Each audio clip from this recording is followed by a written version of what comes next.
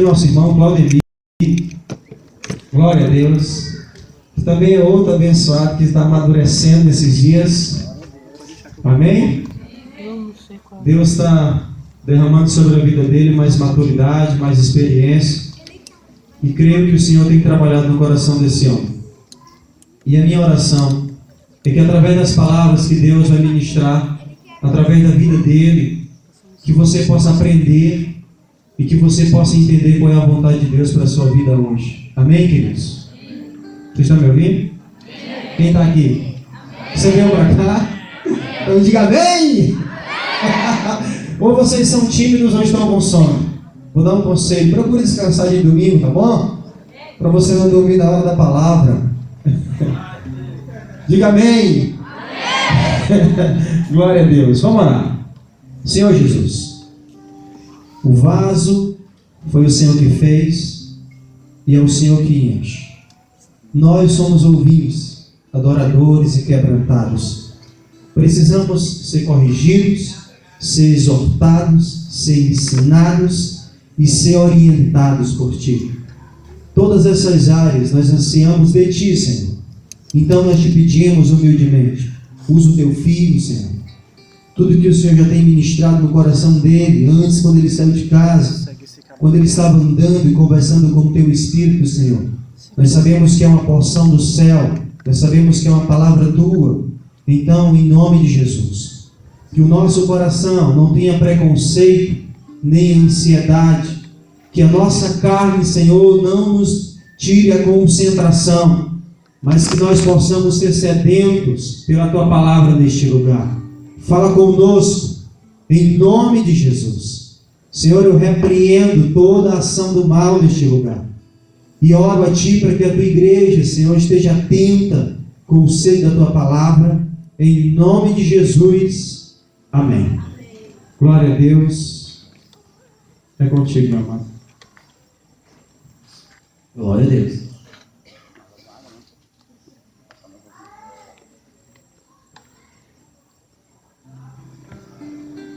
Glória a Deus. A paz do Senhor, igreja. Glória a Deus. Como o pastor já orou, né? Então, abra as suas Bíblias, por favor. Em Isaías, capítulo 43.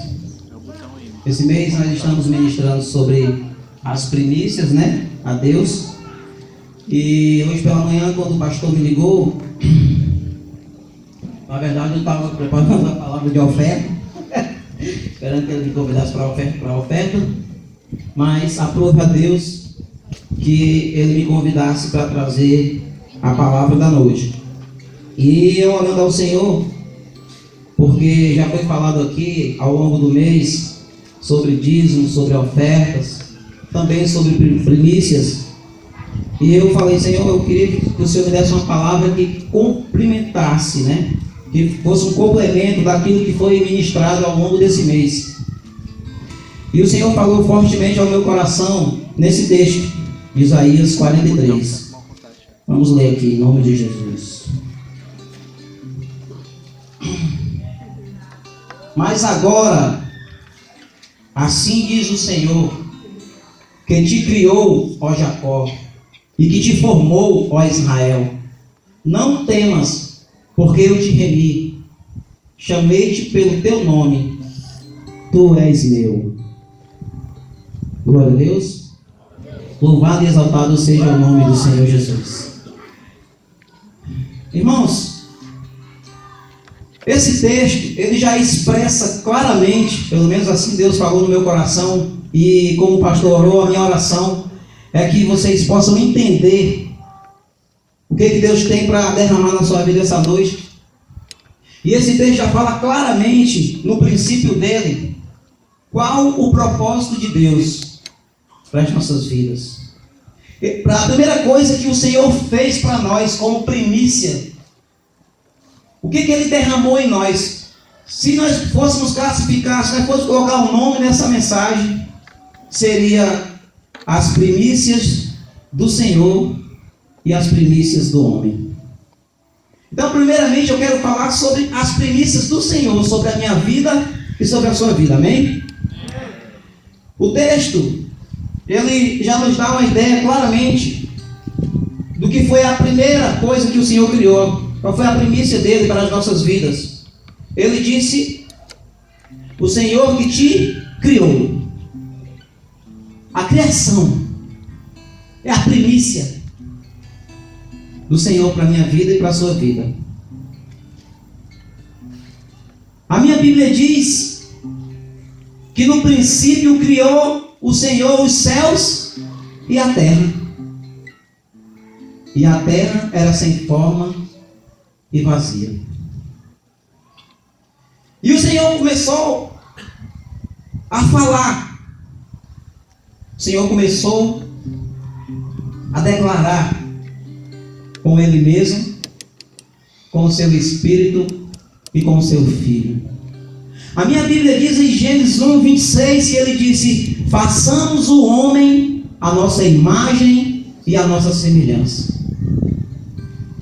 O interessante é que o apóstolo Paulo também em Efésios, ele vai mais além, ele aprofunda muito mais essa criação, quando ele diz em Efésios 1:4 que o Senhor nos elegeu nele antes da fundação do mundo. Olhe para o seu irmão do lado e diga assim: você foi criado em Gênesis, mas o Senhor já tinha você no seu coração antes da fundação do mundo. Que coisa extraordinária! Antes mesmo que houvesse qualquer coisa, você já morava, você já estava no coração de Deus.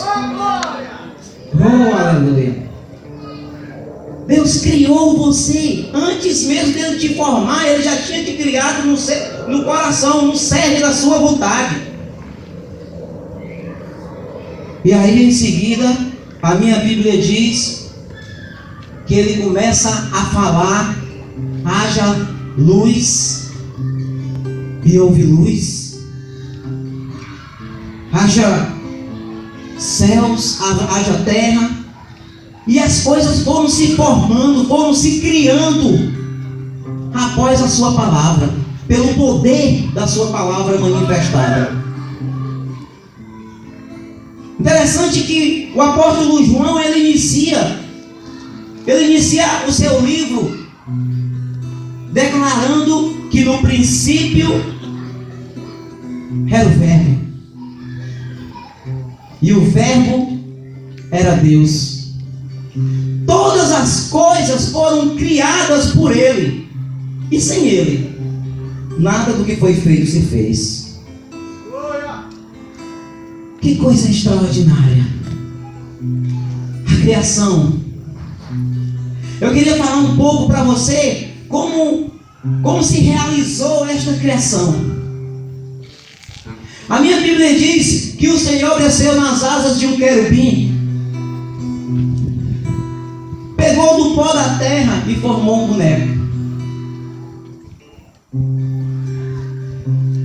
Fez lá, tudo foi formando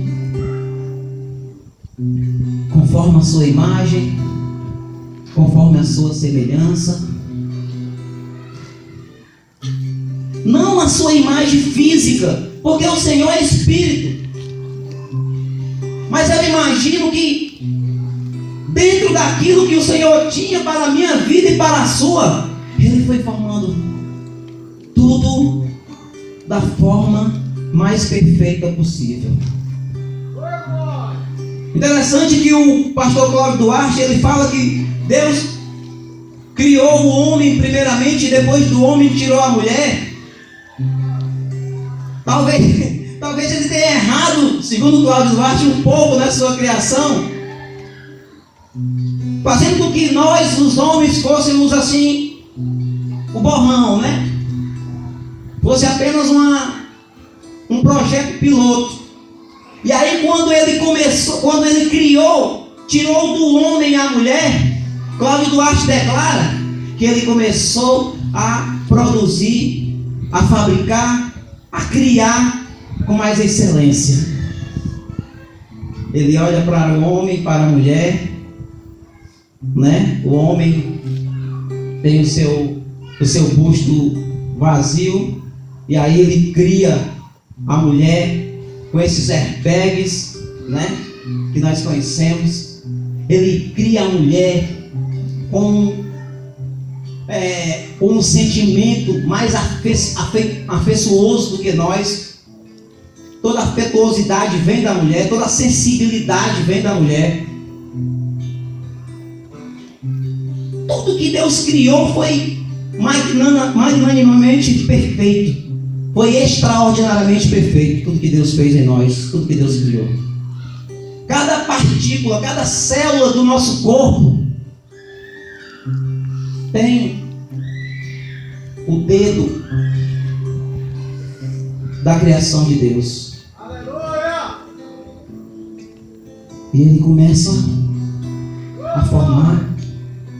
A Bíblia diz que ele achou lindo aquele boneco, aquele homem inanimado que ainda não tinha vida, e soprou nas narinas daquele boneco, dando a ele vida, fazendo com que ele se tornasse alma vivente.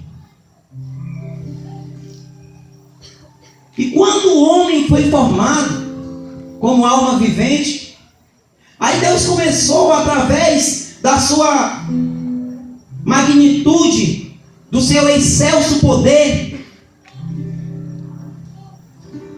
a ministrar, a passar para o homem todo o seu caráter. Ele fez com que nós, como na pessoa de Adão, fôssemos santos. Ele fez com que nós, na pessoa de Adão, fôssemos retos. Ele fez com que nós, na pessoa de Adão, fôssemos tementes a Ele.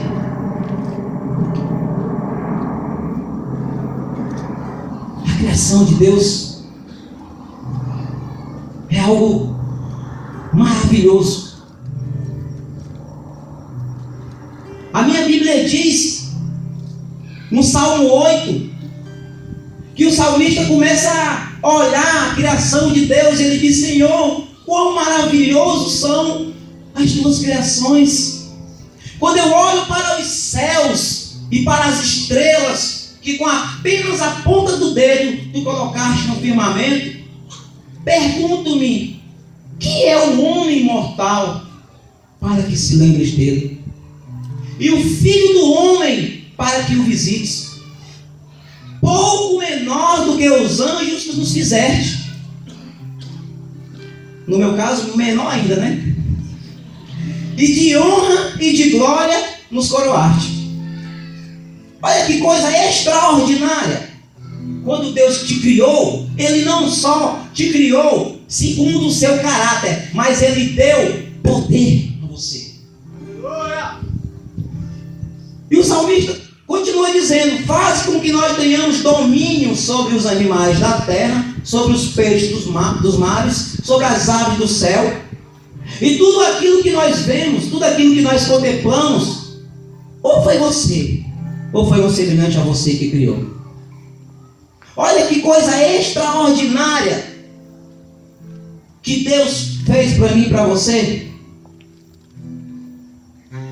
através da sua criação.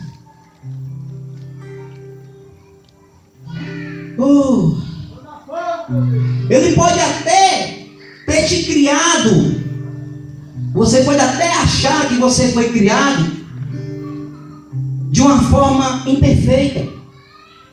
Você pode até achar no seu coração que as bênçãos de Deus, a inteligência, está com o seu irmão do lado, com a sua irmã do lado, e não está com você. O inimigo pode até querer incutir no seu coração que você não é capaz, que você não pode, que você não deve. Mas o Senhor, Ele já colocou em você, colocou em mim, colocou em nós o poder de dominar sobre todas as coisas. Isso foi através da criação de Deus. Está embutido na formação do homem. Por isso que ele declara que te criou, ó Jacó, que te formou, ó Israel. Oh, que coisa extraordinária. Em seguida a Bíblia diz: não temas, porque eu te remi.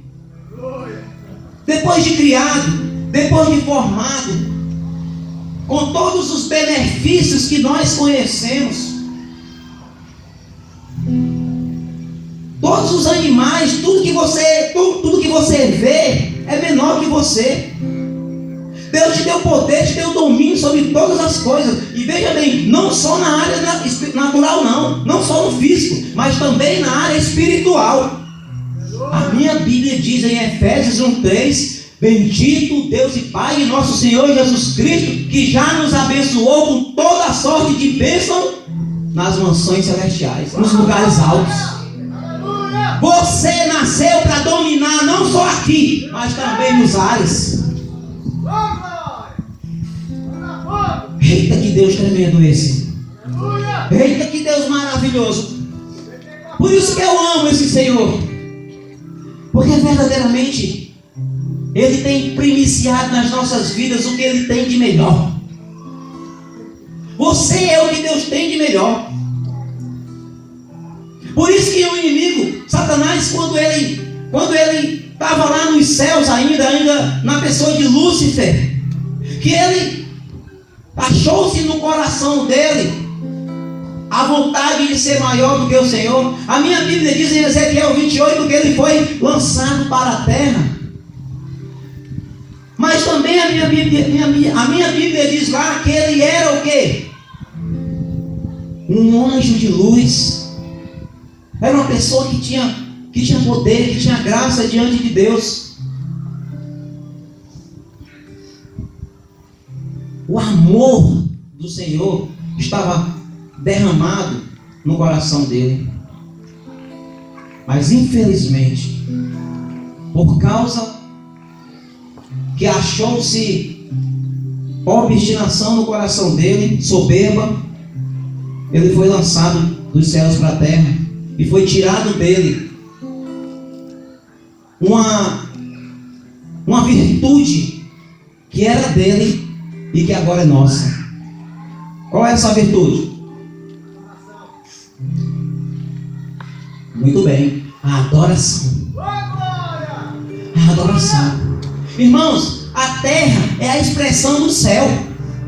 Se nós formos analisarmos, se nós formos vermos, olha só que coisa tremenda. A criação de Deus, os primeiros anjos que Deus usava eram quem? Miguel, Gabriel e Lúcifer. Miguel era aquele que guerreava. Gabriel era aquele que proclamava. A minha Bíblia diz que ele chegou para Maria e disse: bem-aventurada és tu entre as mulheres, porque de ti sairá o apacentador de todas as nações. Proclamar. Ele era proclamador. E Lúcifer era adorador. E essa adoração agora está em você. Você foi feito para adorar o Senhor. Adore a Deus. Adore ao Senhor com todas as suas forças. Daqui a pouquinho, quando nós falarmos da primícia dos homens, você vai ver como fazer isso. E em seguida o Senhor que te remiu, ó Israel. O homem sendo feito, sendo criado, com todos esses benefícios, o qual nós citamos aqui, e muito mais, até alguns que nós esquecemos, com toda a sua inteligência, com todo o seu intelecto, com todo o livre-arbítrio. Infelizmente, o homem, na pessoa de Adão, optou por pecar, optou por desobedecer, trazendo consigo morte e maldição sobre a terra. Mas o interessante é que o Senhor, na sua infinita sabedoria, na sua onisciência, na sua onipotência, providenciou o seu filho, o seu único filho, unigênito, as primícias das suas criaturas, para trazer remissão, para trazer redenção para a minha vida e para a sua vida. E como foi que isso se fez? Através do seu ministério, primeiramente profético, do seu ministério apostólico, do seu ministério de ensino e, por último, do seu sacrifício naquela cruz. Se nós formos relatar, se nós formos falar, a gente não vai conseguir uma palavra que expresse o amor de Deus pela minha vida e pela sua vida. Eu acho interessante que o apóstolo João, lá em Apocalipse, capítulo 1, a partir do versículo 12, depois vocês veem em casa, eu acho lindo quando ele começa a relatar que se vira e se vê um semelhante aos deuses. E ele, aquela imagem que ele vê, aquela visão que ele vê, interessante que ele encontra palavras que definam aquilo que ele vê. Ele começa a olhar para os pés e diz que os pés eram como latão reluzente, tirado de uma fornalha. Os olhos eram como chama de fogo. O seu rosto era como o sol, quando na sua força resplandece. Os seus cabelos eram brancos como a mais alva neve. Na sua coxa, um escrito dizendo Rei dos Reis e Senhor dos Senhores. Mas quando ele vai falar sobre o amor de Deus, em Gênesis 3,16, ele não encontra uma palavra que defina esse amor de Deus para a minha vida e para a sua. Esse amor é tão excelso, é tão supremo, é tão tremendo, que não há uma palavra que defina. Por isso a única palavra que o apóstolo João encontra em João 3,16 porque Deus amou o mundo, que representa eu e você, de tal maneira que deu o seu Filho unigênito, para que todos aqueles que nele creem não pereçam, mas tenham a vida eterna. Olha que coisa tremenda, ele não encontrou uma palavra que definisse o amor de Deus, porque o amor de Deus nós não podemos definir, é algo que está acima da nossa mentalidade, está noutra dimensão. O amor de Deus para a minha vida e para a sua. O apóstolo Paulo em Romanos 5, a partir do versículo 8, ele diz que Deus nos amou quando nós ainda éramos pecadores. Hoje eu ouvi lá em casa uma pessoa declarar que amava aqueles que o amam ou que a amam. Mas o Senhor te amou, me amou, antes mesmo que nós viéssemos para Ele. Porque o amor de Deus é acima de qualquer coisa. Deus te ama, irmão, não é por aquilo que você tem, mas por aquilo que você é. Você é do Senhor. O nome do Senhor está em você. Olha que coisa tremenda, o amor de Deus. Se nós formos relatar o que foi que Jesus passou naquela cruz, nós precisaríamos aqui de no mínimo 2 horas. Mas todos nós sabemos que primeiramente Ele suou sangue no Getsemane. Foi algo tão extraordinário. A ciência explica isso. Quando a pessoa passa por uma aflição, da forma como ele passou, é algo tão extraordinário que às vezes se dilatam, fazendo com que a pessoa soe sangue. Jesus, ele não podia passar por outros princípios que também acontecem. O derrame cerebral, por exemplo, porque a cruz estava preparada para ele. e ele soa sangue. Em seguida ele é levado de forma grotesca. A minha Bíblia diz que ele foi levado como uma ovelha muda para o matador. As pessoas o agrediram. As pessoas o esbofeteavam. A palavra do Senhor diz que ele teve a sua barba arrancada, assim como quem tira o couro de um preá ou de um cangulo. Quem sabe o que é cangulo aqui? Cangulo é o peixe do mar, viu, gente? E preá, pouca gente sabe. Claro que todo mundo sabe, né? Que nós somos do interior. Foi algo extraordinário aquilo ali. Eu assisti um filme chamado Crocodilo Dundee, que o cara, para poder fazer com que a mocinha ficasse apaixonada por ele, ele tirava a barba na frente dela com um punhal, para se mostrar assim para ela. E quando ela dava as costas, ele, barbeador. Mas o meu Senhor, o teu Senhor não, ele teve a sua barba arrancada, literalmente, para trazer saúde, para trazer paz, para trazer vida, para a minha vida e para a sua vida. Outra coisa extraordinária que aconteceu com o meu Deus e com o seu Deus. A minha Bíblia diz que ele levou não uma, não duas, não três, mas 39 chibatadas. Cada chibatada daquela representava a cura de uma enfermidade minha e sua. Hoje existe, digamos assim, para que vocês entendam, filiais das enfermidades. Mas antigamente ou você era cego ou era são. Hoje tem miopia, catarata, uma série de, digamos assim, de ramificações das enfermidades. Mas uma daquelas 39 chibatadas foi para que eu e você víssemos.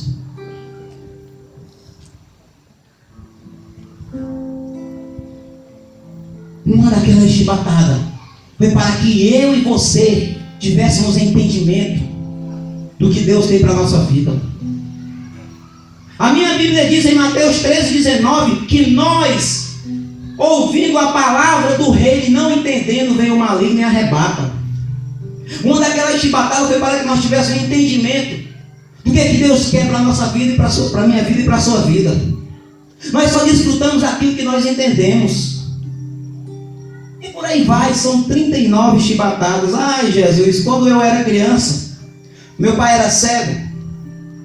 E eu me lembro que eu e o irmão Cláudio aqui presente, não vai deixar eu mentir, a gente, para que você entenda, vou falar simples, a gente apurrinhou o nosso pai e ele começou a caquear procurando nós para dar uma rapada, viu, pastor João?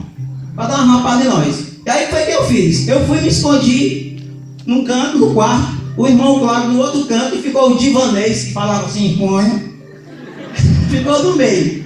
E o meu pai caqueando pegou o divanês, meteu a sola. P de 10, o divanês comeu sozinho, irmão Irã.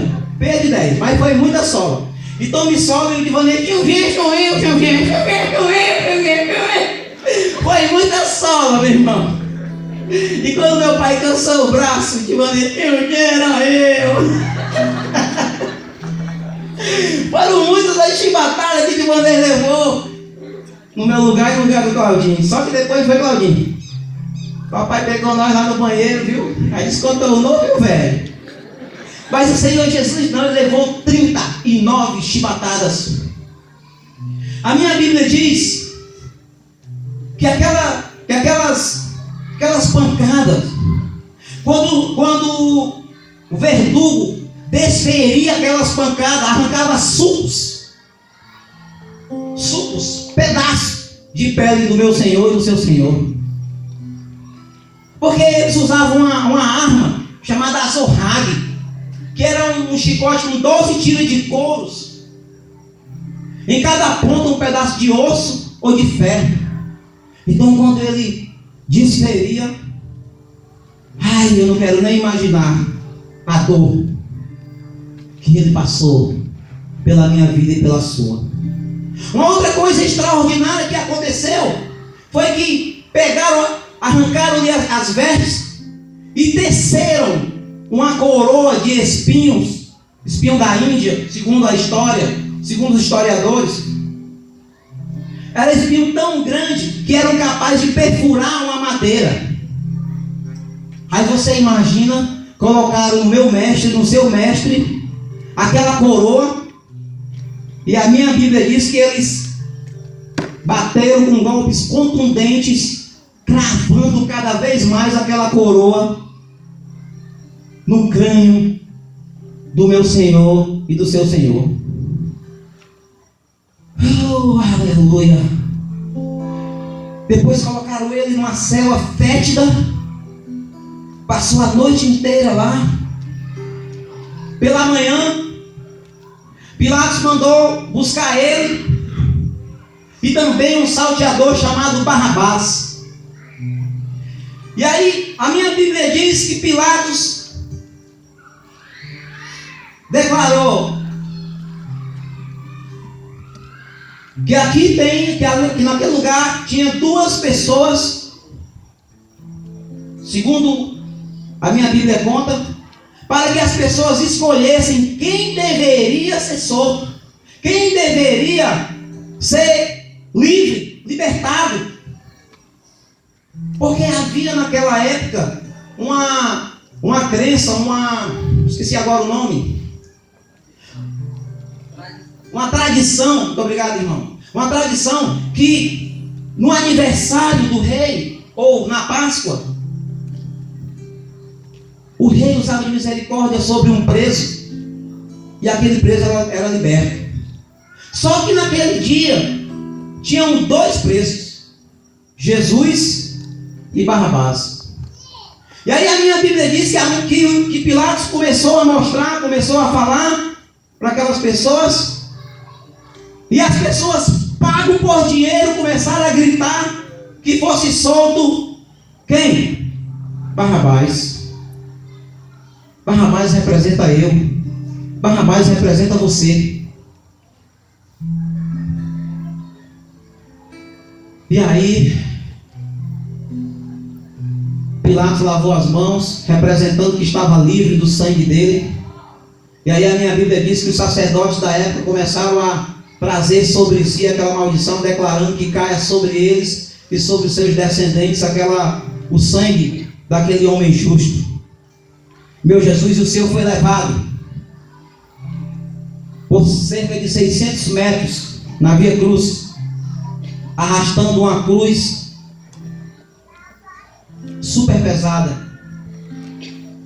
uma cruz que não fora feita para ele, fora feita para Barrabás, fora feita para mim, fora feita para você. E aí ele começa aquela caminhada, aquele martírio, levando chibatadas, sendo injuriado, sendo cuspido. E quando ele chega no local chamado Gólgota, que significa lugar da caveira,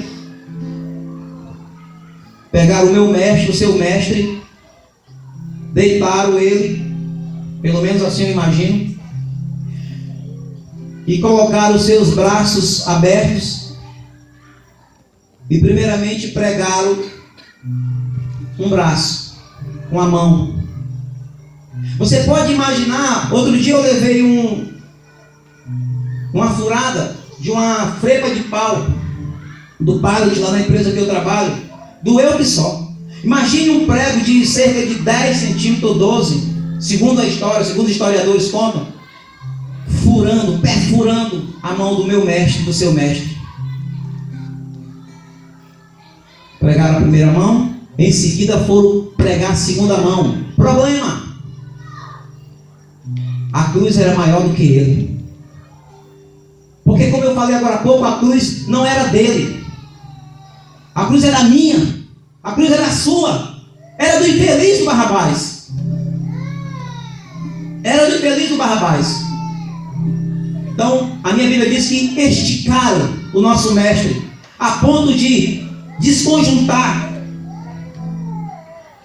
a sua pele. Os ossos não poderiam ser quebrados, segundo a profecia, mas desconjuntados. Imagine a dor. Passado o martírio da mão, foram para os pés. Pregaram um prego em um pé, em seguida o outro prego fincando os dois pés. E o meu Jesus, o seu Jesus, começou o quê? A puxar ar. A puxar ar. Porque a morte da cruz era por asfixia. A pessoa morria asfixiada, sem ar. Tentava puxar, mas não conseguia. Então, levantaram aquela cruz, empurraram no buraco, imagino eu, com toda a força, fazendo com que o meu mestre, o seu mestre, pendesse para frente. E aí, eu creio, quando eu chegar lá, vou perguntar se assim foi, que ele puxou o ar da onde não tinha, e começou a declarar: Pai, perdoa-lhes, eles não sabem o que dizem, eles não sabem o que fazem. Porque o meu Jesus, o seu Jesus, ele era capacitado de dois tipos de inteligência, que muitos de nós também, que todos nós somos na verdade, mas ainda não aprendemos a usar isso. A inteligência intrapessoal, que é a arte, que é a capacidade de conhecer as pessoas, e a inteligência interpessoal, que é a capacidade de conhecer a si mesmo.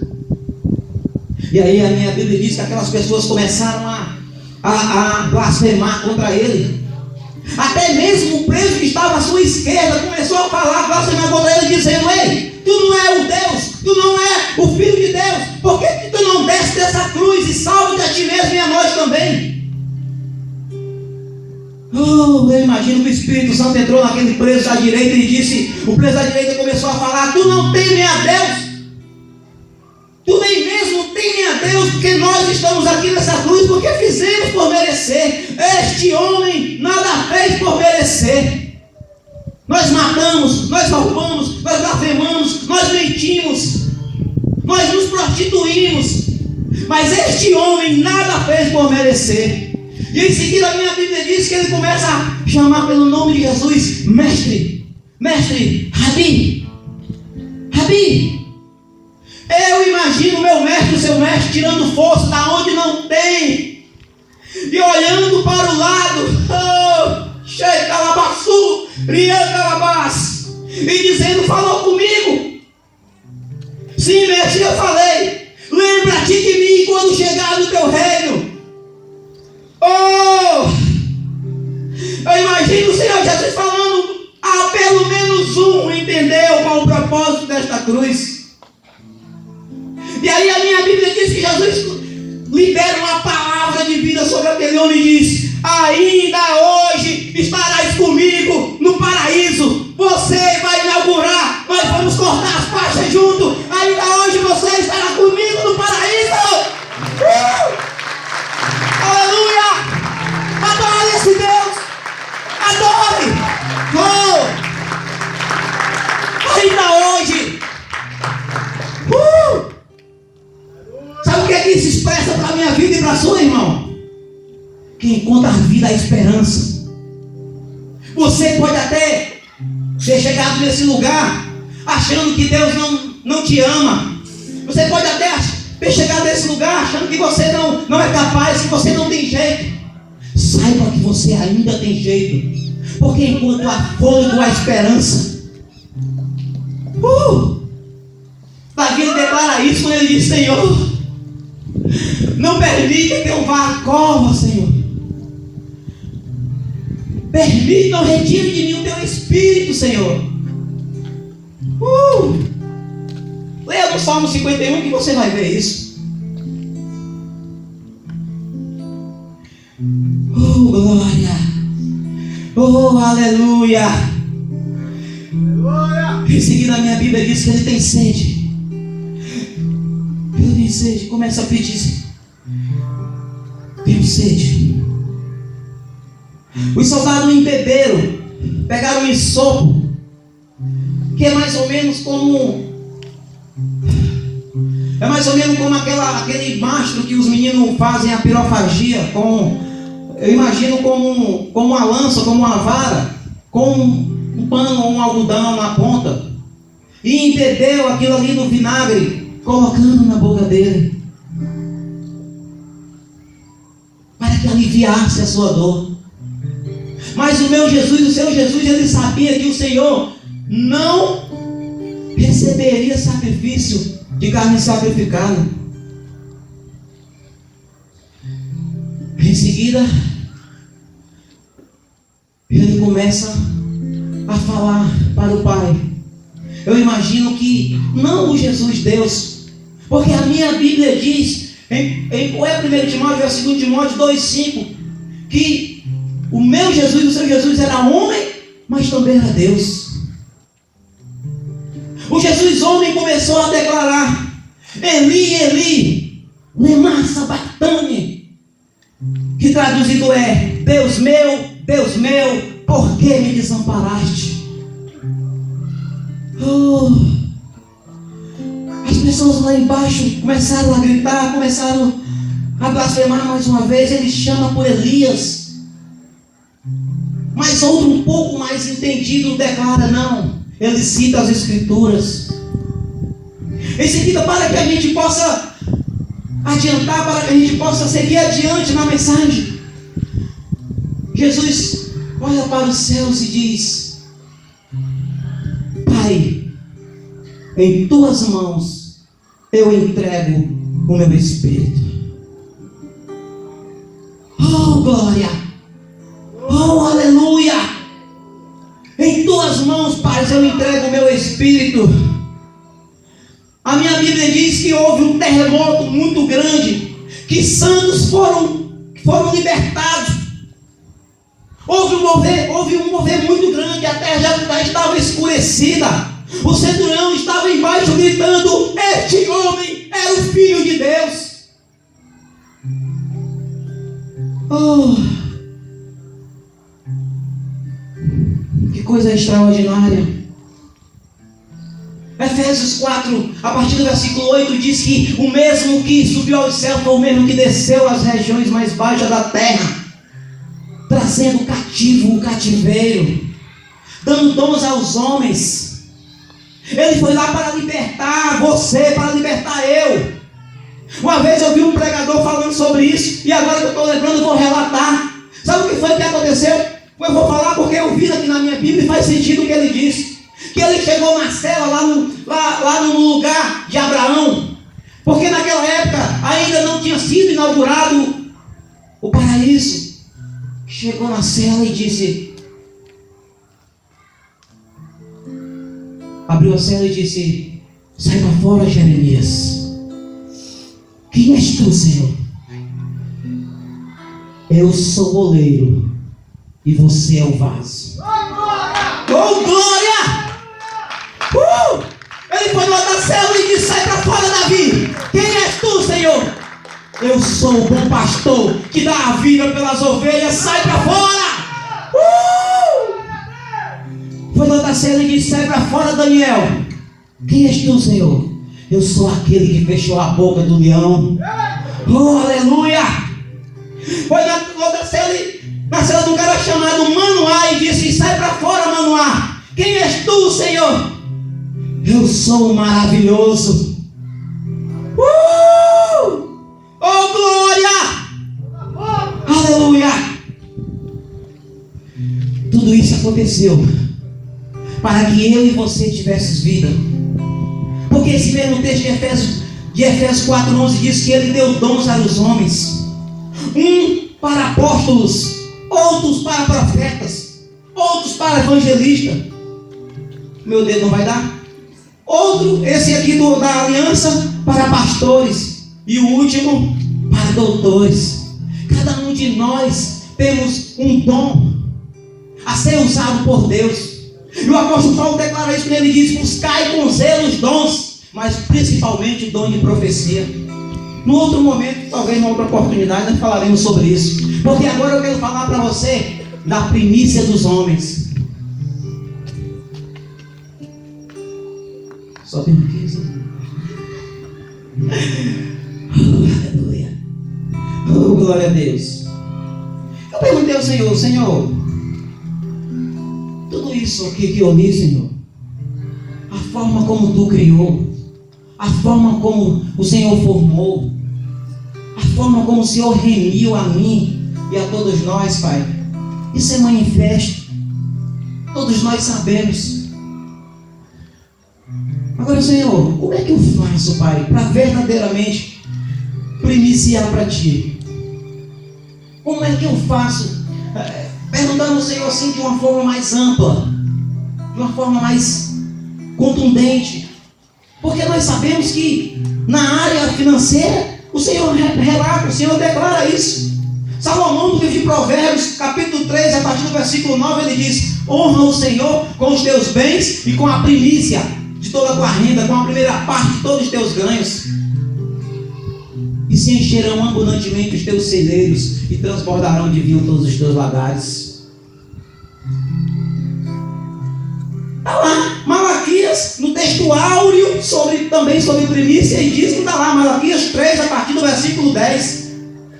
Trazei todos os dízimos na casa do tesouro, e depois fazei prova de mim.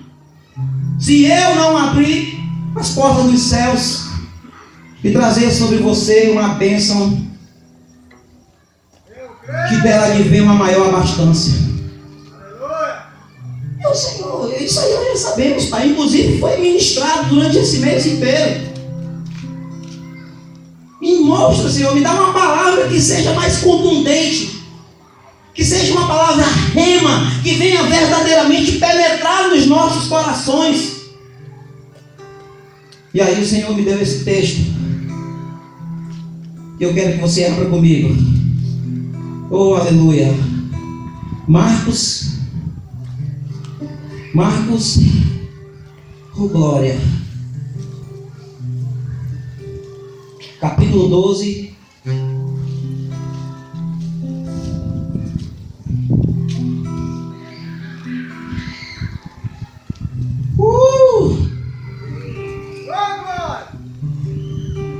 Eita, que unção tremenda. Glória a Deus. Marcos capítulo 12. Vou ler do versículo 28 em diante, até o versículo 31, que diz assim: aproximou-se dele um dos escribas que os tinha ouvido disputar, e sabendo que lhes tinha respondido bem, perguntou-lhe: qual é o primeiro de todos os mandamentos?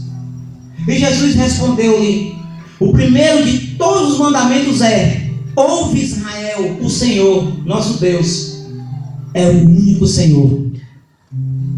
Amarás, pois, ao Senhor teu Deus de todo o teu coração, e de toda a tua alma, e de todo o teu entendimento, e de todas as tuas forças. Este é o primeiro mandamento. E o segundo, semelhante a este, é: amarás o teu próximo como a ti mesmo. Não há outro mandamento maior do que este. Louvado e exaltado seja o nome do Senhor Jesus. Qual é a primícia? O que isso expressa para a minha vida e para a sua? O que nós temos que fazer como primícia para Deus? O texto já fala: primeiramente, amar o Senhor, meu Deus, de todo o teu coração, de todo o teu pensamento, de todo o teu entendimento, com todas as tuas forças. Eita glória! Tanta gente, meu irmão, tanta gente dentro das igrejas que não está mais amando ao Senhor, que deixaram o Senhor, que deixaram de servir, que deixaram de amar, que deixaram de dar as suas primícias para Deus. Amam primeiramente o tênis, amam primeiramente uma roupa boa, amam primeiramente um automóvel, amam primeiramente a sua esposa, o seu marido, o seu filho, a sua filha, mas não dá a primícia do seu amor para o Senhor. O interessante é que eu estava: Senhor, pois me dá um texto que venha concordar com isso. Aí o Senhor me deu Jeremias capítulo 2, versos 13, que diz que o meu povo, fizeram duas maldades. Primeiramente deixaram a mim o manancial de águas vivas, e depois buscaram para si cisternas rotas. O que isso expressa para nós? Irmão, você se torna mal quando você deixa de adorar o Senhor, quando você deixa de servir a Deus, quando você deixa de dar a Ele a primícia do seu tempo, por exemplo, a primícia do seu amor, a primícia do seu pensamento.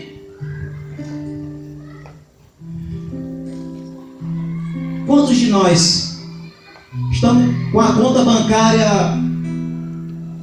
no vermelho e buscamos primeiramente agiotas, buscamos primeiramente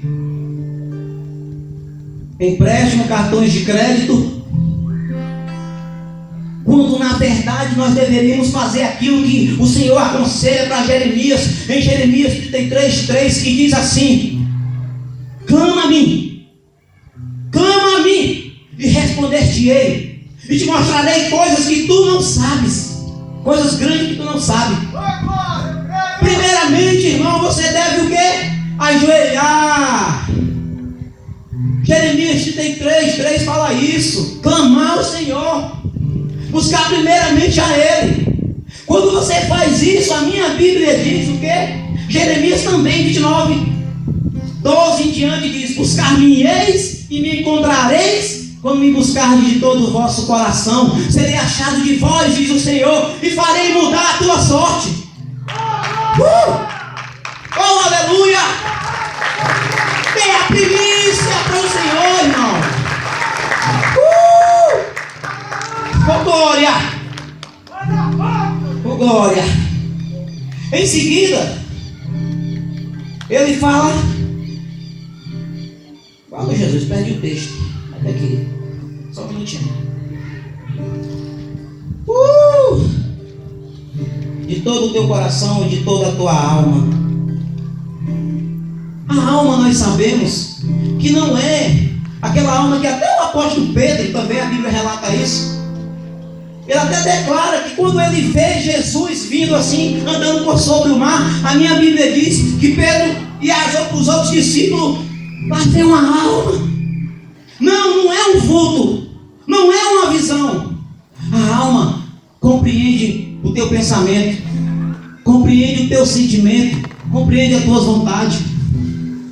O apóstolo Paulo, ele fala para nós em Colossenses que nós devemos levar cativo todo o nosso entendimento, todo o nosso pensamento.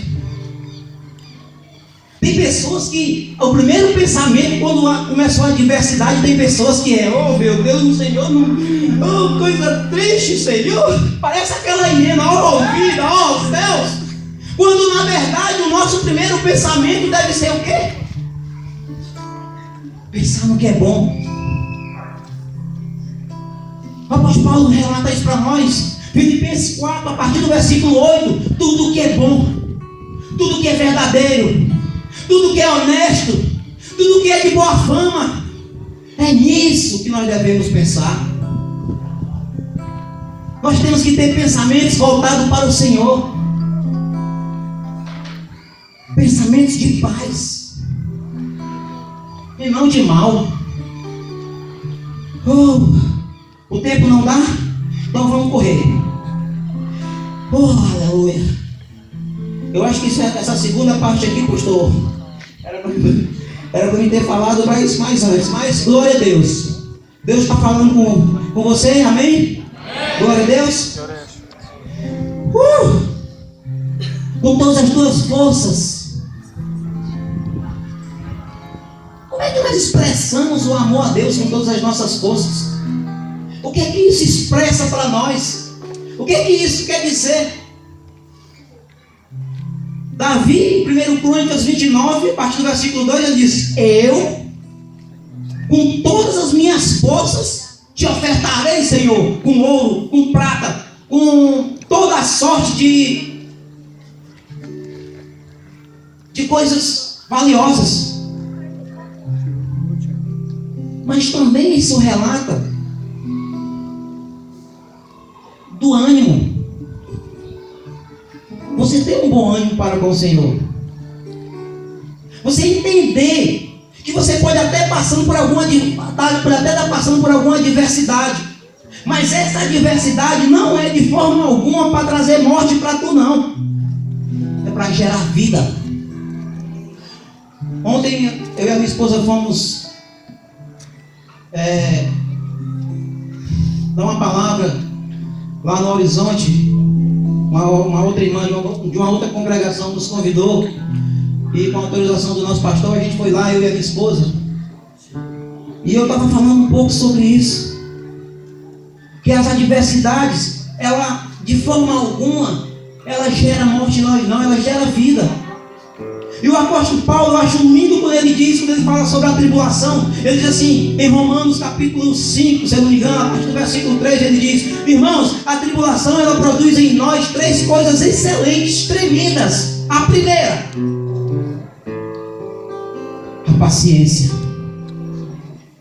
A paciência. O irmão Naldinho aqui presente, oh, glória. Eu me lembro que quando nós trabalhávamos junto na Eusébio Tubo, e aí o Naldinho, não lá no emprego, né, Naldinho, mas num jogo, num momento de lazer, ele sofreu uma pancada, de forma que a sua perna rompeu, né, os tendões, o osso da sua perna. E eu me lembro que ele falou que ele ficou muitos dias lá no IJF. E o Naldinho era um cara, como é que eu posso dizer assim, de pouca paciência, né, Naldinho? E eu me lembro que quando o Naldinho voltou, ele passou 6 meses afastado, ele era um cara tão paciente que eu olhava assim, rapaz, isso é o Naldinho mesmo. Porque o Naldinho que eu conhecia era um cara, sabe, estourado, né, Naldinho? Mas por quê? Porque aquela tribulação, aquela dificuldade que ele passou, fez com que ele tornasse um cara paciente. Uma outra coisa tremenda que acontece com a tribulação, através da tribulação, é a experiência. Você não vai poder passar para as pessoas algo que você não viveu. Jesus, a minha Bíblia diz que ele era um homem de dores e experimentado nos trabalhos. Nós temos que ser experimentados nos trabalhos. A dor, ela gera em nós vida. A dor, ela gera em nós algo extraordinário. Você se torna mais experiente. Eu mesmo passei por uma tribulação muito grande, interna, dentro de mim mesmo. Eu falei outro dia com o pastor sobre isso. E o interessante é que eu estava lá em casa, do Senhor, por que é isso, Senhor? Mas o que foi que eu fiz, Pai? Eu fiz uma introspecção, uma viagem dentro de mim mesmo, e comecei a ver muitas e muitas falhas minhas, muitas e muitas coisas, dentre elas a principal, a imaturidade. E o interessante é que Deus falou comigo. Eu estava lendo a Bíblia, em Gálatas 4, a Bíblia diz que o herdeiro em nada difere do servo ou do escravo enquanto ele for menino. Quando ele for menino, de nada ele difere. Sabe o que é que isso expressa para nós, irmão? Que enquanto você, enquanto nós formos imaturos e inexperientes, Deus não vai derramar sobre a minha vida, sobre a sua vida, aquilo que você almeja, aquilo que você deseja, aquilo que Ele tem para a minha vida e para a sua. Porque não, senão nós não iríamos suportar. Nós não iríamos suportar. Nós temos que estar preparados, experientes, para que o Senhor possa derramar sobre a minha vida e sobre a sua vida aquilo que Ele tem preparado para nós. Deus não vai derramar, Deus não vai liberar para a minha vida e para a sua algo que você não possa suportar. Irmão, a inexperiência, oh meu Deus, a imaturidade gera morte, Eu não sei se dá tempo, eu vou falar bem rapidinho. A Bíblia fala sobre um cara chamado Jefté. Quem ouviu falar aqui em Jefté? Em Juízes 11 fala sobre Jefté. Jefté era um cara que era filho de um cara chamado Gileade, tá? E a minha Bíblia diz que Jefté era um cara experiente, era capitão, era um cara experimentado na guerra, porém era filho de uma prostituta. E o interessante é que aí a Bíblia começa a falar, ó, você pode ler em Juízes 11 isso aí. Aí a Bíblia começa a falar as coisas que acontecem. Jefté ele é rejeitado pelo seu pai, pela sua mãe, pelos seus irmãos,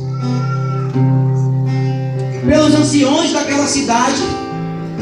Ou seja, ele sofre 4 tipos de rejeições. Primeiramente da mãe que o abandona, porque a Bíblia diz que Jefté era filho de uma prostituta, e o texto lá declara que os irmãos dizem: você não vai herdar na nossa casa, porque você é filho da prostituta, você é filho de outra, você foi gerado num momento de impureza. Depois ele é rejeitado por o próprio pai, porque o cara está lá, o mediante, vendo aquilo tudo e não fala: não, ele é meu filho, ele está aí, ele pode até ser filho da outra, mas foi eu que o gerei, eu assumo a responsabilidade. E Gileade ficou lá, bem quietinho. A minha Bíblia diz que Gileade não fala nada. Depois os anciões daquela terra também levam ele, ou expulsam ele daquela cidade. E aí eu imagino que Jefté fez igual a história do burro. O burro que não se via mais. O cara tinha um burro. Aí o burro seguiu ele por muitos anos, até que chegou um tempo que o burro ficou velho e gaga e não podia mais servi-lo. E ele ficou com dó, ficou com pena de se desfazer, de matar aquele burro. Então ele teve uma ideia. Ele começou a cavar um buraco para enterrar aquele burro vivo. Cava um buraco, em seguida coloca o burro lá dentro e fica de costas.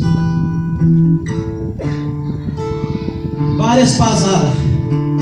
Só, irmãos, que quando a areia caía em cima daquele burro, eu imagino que o burro começava a se tremer. Se tremer desse jeito, pastor. Desse jeito. Até que quando o cara colocou a última passada, que olhou para trás, quem estava em cima? O burro. O que é que isso expressa para a minha vida e para a sua vida? O que aconteceu com Jefté? Ele não olhou para aquela adversidade. Ele não ficou, digamos assim, parado no tempo. Ele não fez com que aquela rejeição parasse o ministério que ele tinha, que Deus tinha para a vida dele. Então ele se tornou um capitão. Ele se tornou um cara forte, chefe dos exércitos, a ponto dos anciões daquela cidade chamar ele para combater contra os amonitas e contra os moabitas, que nós sabemos que os amonitas e os moabitas nasceram de um incesto. Significa a impureza, a imoralidade, a sensualidade. E aí o que acontece? A minha Bíblia diz que Jefté volta com os anciões, e aí o Espírito Santo se apossa possantemente dele.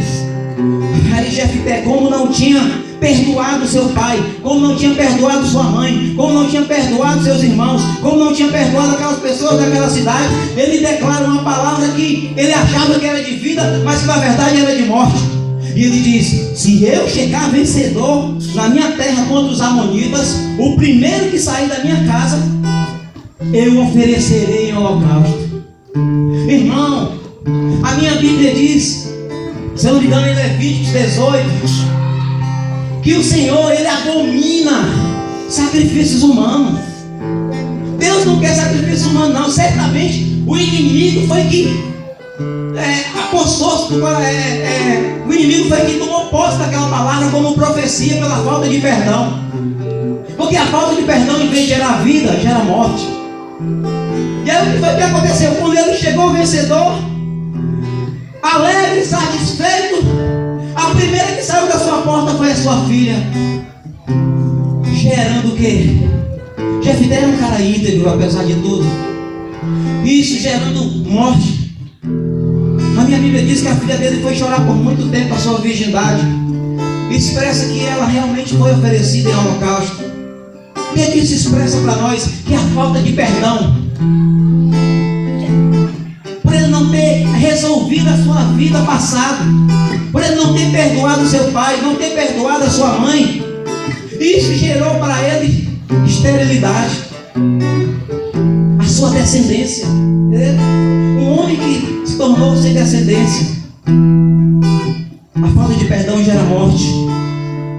Em vez de gerar vida, gera morte. Então, no nome de Jesus, que você, porventura, tenha saído da sua casa mal com a sua mãe, mal com o seu pai, com o seu vizinho, pense nisso. Medite nessas palavras que foram ditas aqui. Escolha, pois, perdoar, irmão. O perdão é uma escolha. Eu escolho, pois, perdoar. E para concluir,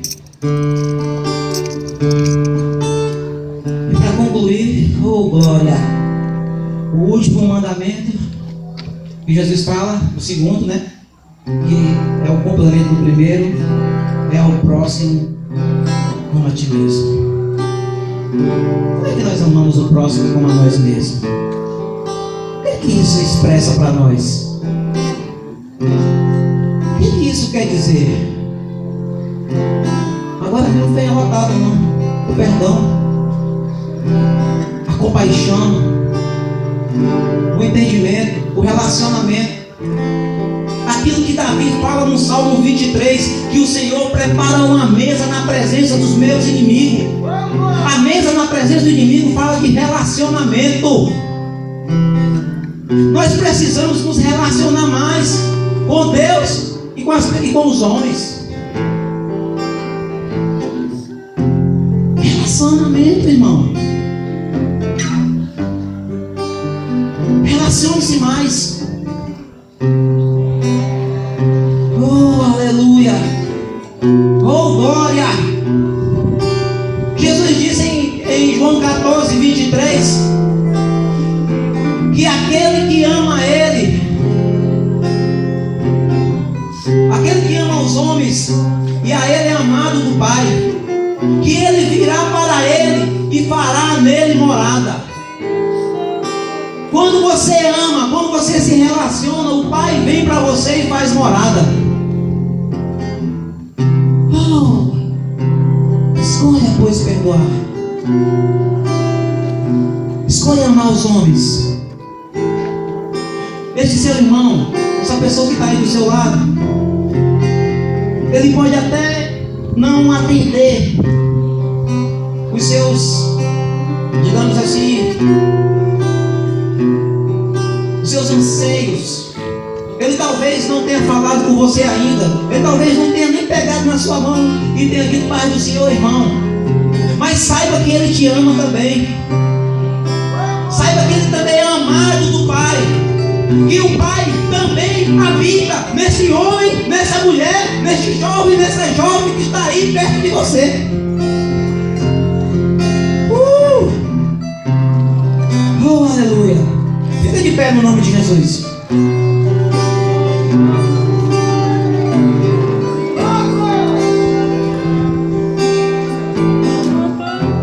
Senhor, essa aí é a tua palavra, Pai.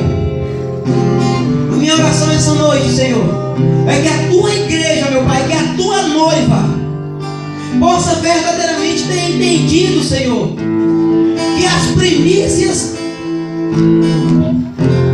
que elas, que nós devemos dar para ti, Senhor, é o amor, não só a ti, Senhor, mas também aos homens. Que nós venhamos entender, Senhor, que as primícias do nosso pensamento tem que ser primeiramente para ti, Senhor. Que nós possamos entender, meu Deus, quão bom e agradável é te servir. Pai, eu te agradeço, Deus, eu te glorifico, Senhor.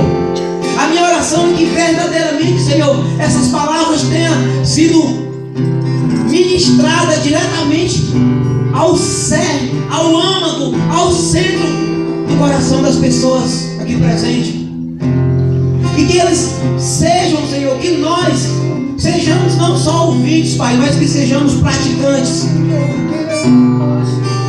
Para que nós possamos entender, Senhor, qual a tua boa, qual a tua agradável e qual a tua perfeita vontade para as nossas vidas. Certo que serei atendido, Senhor.